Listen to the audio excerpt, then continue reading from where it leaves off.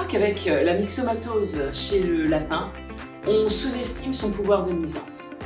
C'est une maladie qu'on connaît bien, mais pour appréhender un petit peu le problème que ça peut poser, notamment chez le lapin de compagnie ou chez le lapin domestique, il faut refaire un peu d'histoire.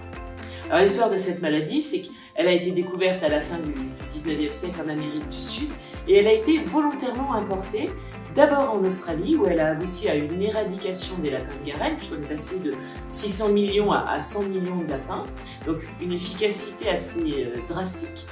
Et puis ensuite, elle a été de la même façon importée volontairement en France dans les années 50 et en quelques années, on a abouti à une disparition d'à peu près 80 à 98% des lapins de Garenne. Et ça, c'est lié à la contagiosité de cette maladie. Et cette maladie, elle est contagieuse parce qu'elle est vectorisée.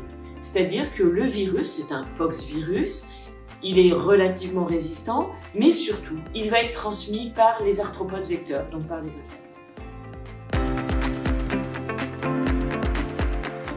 Alors, la transmission de la myxomatose, comme on l'a dit, elle se fait par des arthropodes vecteurs. Donc c'est classiquement les moustiques ou les puces qui vont transmettre le virus. Ce sont le plus souvent des vecteurs qui vont eux-mêmes se contaminer en piquant le réservoir sauvage, donc le lapin de Garenne. Donc les animaux qui vont être particulièrement à risque, ce sont ceux qui peuvent potentiellement être en contact ou à proximité de réservoirs sauvages. Mais ça va concerner à peu près tous les lapins domestiques, tous les lapins de compagnie, y compris d'ailleurs des lapins qui vivent en appartement, dans la mesure où les moustiques peuvent voler à peu près n'importe où.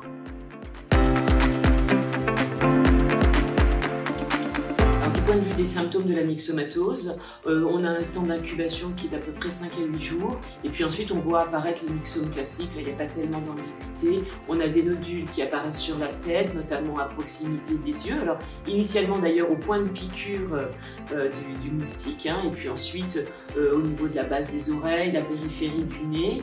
On va observer aussi un œdème et puis des nodules au niveau des parties génitales. Ce sont des animaux qui vont également manifester une blépharoconjonctivite purulente extrêmement sévère. Ça aussi, c'est quelque chose de classique et qui vient alourdir le tableau clinique. Et puis derrière, ce sont des animaux qui vont avoir éventuellement des symptômes respiratoires également et qui malheureusement vont décéder dans 50 à 100% des cas.